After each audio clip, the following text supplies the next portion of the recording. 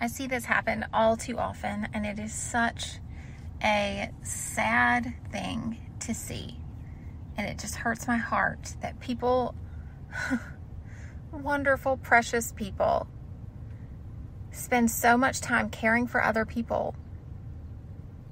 And people that love them give them so many things that makes it hard to get rid of anything, because they love the people, and then they start to collect the things, and then it becomes overwhelming, and it becomes a situation that they can't manage on their own when it's time to move, or when a loved one deceases. They leave that, all of their belongings, to their only child, or to, the one child that has been the caregiver and has already given everything of their, all of their time and energy to take care of the parent or the loved one.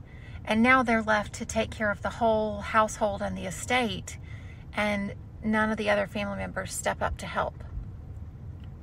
None of the other family members come and participate in helping to make decisions. It's all left on the one who is grieving the most of the time. It is left on the shoulders of one person to be responsible for an entire estate, an entire household of belongings. And it's just such a heavy burden to leave someone. I went to an interview, a consultation with someone this week, and she had she had been caring for her mom for many years, and her mother passed away about 6 months ago, and now she's sold the home that they both lived in, that her parents lived in before that, and the last several years while she's been caring for her mom, she lived there as well, and now she's in temporary housing. Doesn't know what size house she's going to be moving into, and she's got all of her mother's entire home, her parents, all of their belongings, to make the decision on what to do with them. And she's grieving. It's hard to make decisions when they're all emotionally tied to memories, especially when we're coming up on holidays. We've got Mother's Day this month, Father's Day next month, and it's been, her first holiday season of Christmas and everything without her mom. This is the first, it changes a person's life, and it doesn't matter how old you are or how young you are. When you lose your parents, it changes who you are. It's like someone pulls the rug out from under you, and you have to figure out who you are again. And it truly doesn't matter how old you are or how young you are. It is life-altering. It is a life-altering time in someone's life, and then to have to make decisions financially and about all of the belongings, and then having to move. Moving is one of the most stressful things a person can do. And for someone to have to be moving, making emotional decisions about a lost loved one's belongings, and just all the other parts that go into this sort of time of a person's life, it is so heavy. And it is something that, because you're grieving, you are not capable of working at the speed that you normally would. You're not capable of it. And if you've been caregiving for this person that is now gone, it's going to take you a good bit longer to get back to yourself. It might be a year before you feel, a minimum of 6 months before you start feeling like yourself, or a little bit closer to you. But you're not going to be there anytime soon. So if you have a family member that, even a distant family member, or a neighbor, or a friend, or someone from church, anyone that you know that is going through a situation like this, please stand up, do things for them, offer to bring them dinner, offer to let them, bring them coffee and let them talk your ear off, because they just need to get those emotions out, because it's so difficult. Every single item that they're looking at belong to, it just brings up the grief again, the guilt, not the guilt, but the grief of losing a loved one. Every single item. And if we're looking at a full house, or a house that had become cluttered over time because of illness or age, and just the inability to manage it all, or even hoarding, then this loved one who is grieving is having to make so many decisions. And a lot of times they say no to help because they don't want people to come in and throw it away, and them to not get the opportunity to at least see what things are going, or at least see if it's something that would be meaningful or special. So my tips for you, if you are this person, if you are going through this season of life where you have to make these decisions, or if you know it's coming up and you will soon be making these decisions, I want you to, number one, get some colored tape. We're going to do this very similarly to how I recommend moving houses. We're going to get colored tape. We're going to get keep for yourself, right? A color for keep items. That can be on furniture, decor, anything. Anything you want to keep gets its own color. Anything that you don't want to keep can get another color. Okay? Those are the easiest ways to do it. That way, if other family members have an opportunity to come through and choose items that they would like as well, and you didn't get the chance to remove the items because they were too large or time restraints, that is something you can do easily. You can quickly go through and just sticky tape. Painter's tape works great. The Scotch masking tape with the different colors. You can do washi tape, but sometimes it peels off, so be aware of that. You can even do Post-it notes and some Scotch tape. Just the clear gift wrap tape will often do okay on those items. Check the tape. If you're using anything for any length of time, please check the tape and put it on an indiscreet area. But if you're just using it for a short time, for just marking the house and the items so that other family members, as they're coming through, know who's made decisions, then it just makes it really easy for people to continue making decisions, right? So maybe you have 3 siblings. So each one of the 4 of you gets your own color of tape. If they are not able to be in location, like on site making this decision, go through on a video call with them and put their color of tape on those items so they can see that they get an equal share in it. However, they must have a timeline on when they must have their things removed from the property and relocated somewhere. This cannot be left to the closest family member or whoever to be responsible for moving it to your home. You cannot be responsible for moving your siblings' things that they want from your parents' home into your home with your family, or into the storage building and all of that, and having to take care of all of that financially and with your time and your money and your energy, and all of that cannot be placed on you without your approval. Okay? So if people are wanting things that are going to be shipped, have them cover the shipping, or have that come out of their part of what would be going to them financially. If there's any money coming through it, or the sale of the home, or the sale of the other items, they would need to be responsible for that part of it. Do not put that on your plate. You're already doing so much. Okay, if you have a family member that's supposed to be sending you things, I have shipped things across the country for clients before, and it takes time. It takes a lot of thought to make sure that things are packaged properly and they're not too heavy, and the boxes are sturdy enough. You can't just go get a basic cardboard box for very delicate items, even if they don't weigh much. It has to be sturdy enough box to make sure that's not going to be crushed in shipping. Have you seen the way the delivery people yeet the box across the room, toss it from one truck to the next. It's not guaranteed to arrive in one piece. So definitely bubble wrap it in a blanket or towel from the home. That is one way to do it. You don't have to go and buy all the things, but you can use what you have available. Just know blankets and towels are heavy and they will cost a little bit more to ship.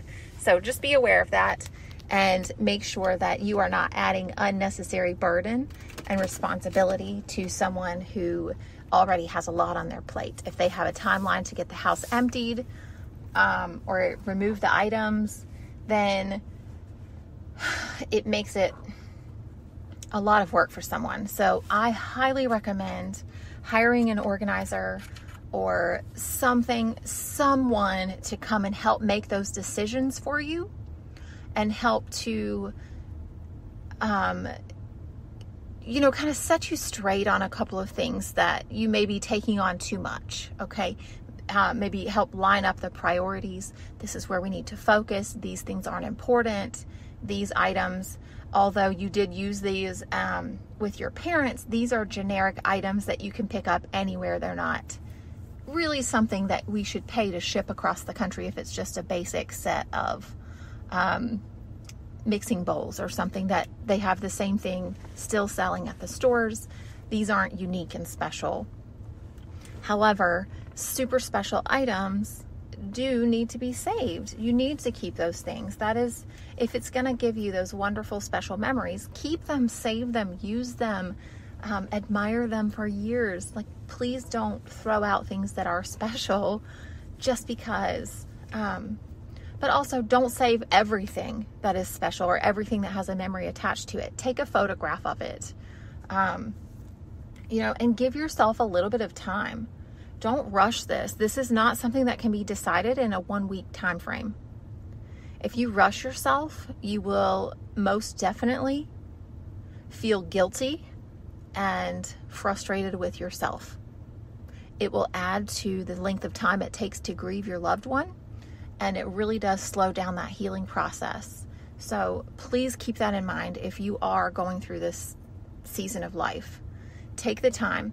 Have people come in and help you. Do not do this alone. It is too emotional and painful, and it is a heavy, heavy burden to carry alone. So if you don't have friends and family that are willing to come alongside you and bring joy to the situation, make it a fun time talking about the memories, laughing about things, and being loving in this situation, then you might need to use some of the money that you would be getting from selling the home or the items or whatever to invest in hiring someone that can have that and bring that to the table, okay? Because it is a hard thing to do, and it is a heavy, heavy burden. And if your family members aren't helping this to be a lighter burden, they're just adding complications, then that's not helpful. And if that is the situation, I would absolutely recommend hiring a third party to come in and help. I know many professional organizers around the country, all over the world really, that would be completely willing to come in and help with this sort of task. This is something that we understand all the emotions tied to cleaning out a loved one's house and making decisions on downsizing, even if they're not deceased. There are so many different levels of grieving that come with an aging loved one or an ill loved one that, sometimes just an injury where they're never going to be the same again. There's grief attached to that. If your loved one comes, if they get dementia or Alzheimer's and they're still with you, but they're not who they used to be, there is grief with that. You have to grieve the loss of who they used to be. There is grieving attached to that.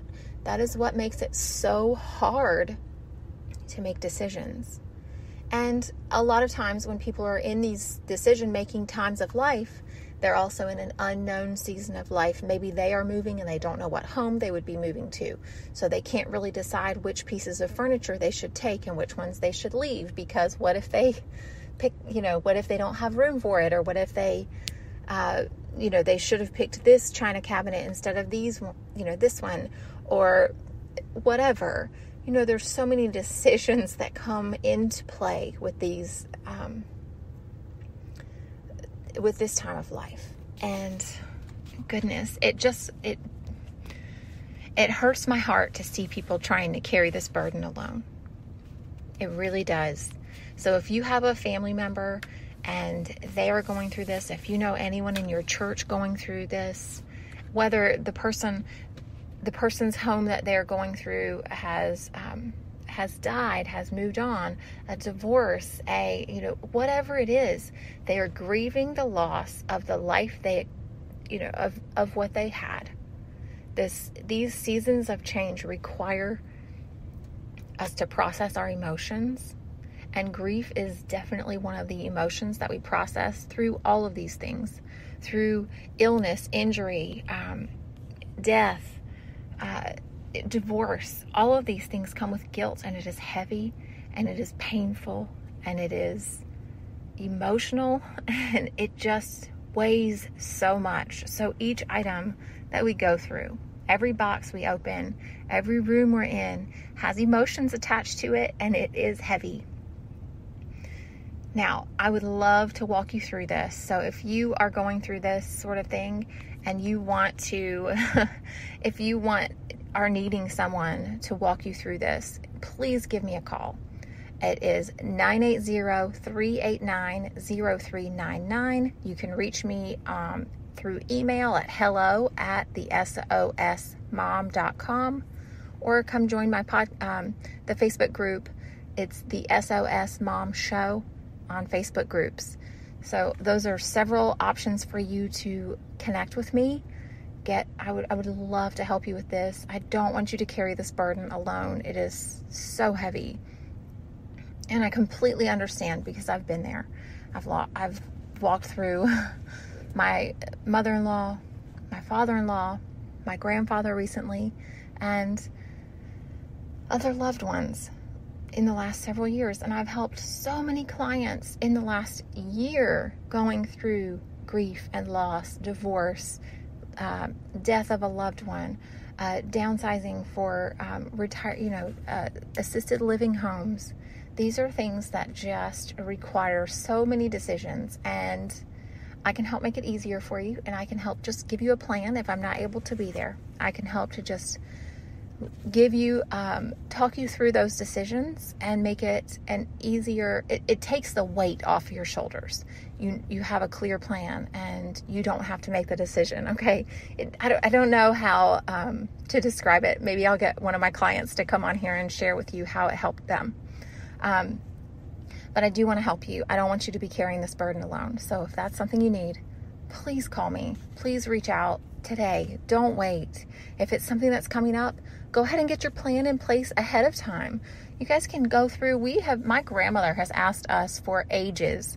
As far back as I can remember, she's been asking us to put our names on something if we like it. So there's like sticky paper on the back of pictures and pieces of furniture and different things in her home that have people's names on them, because those are items that person really wanted. And so they put their name on it.